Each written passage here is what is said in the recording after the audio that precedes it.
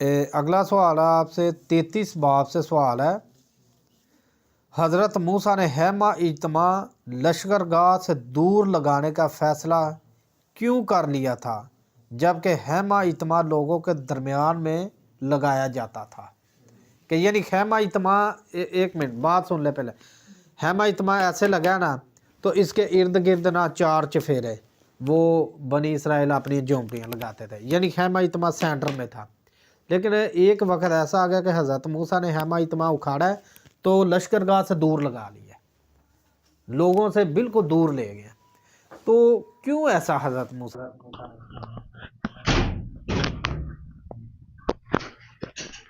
یہ اس بات کی نشاندہی ہے کہ خدا ان لوگوں سے ناراض تھا کیونکہ انہوں نے بچڑا بنا لیا تھا۔ ویری گڈ جی، جواب درست ہے کہ خدا ان سے سخت ناراض ہوا کہ انہوں نے جو سونے کا بچڑا بنایا، اس کی پوجا کی، اس کے آگے قربانیاں چڑھائیں، تو خدا ان سے سخت ناراض ہوا۔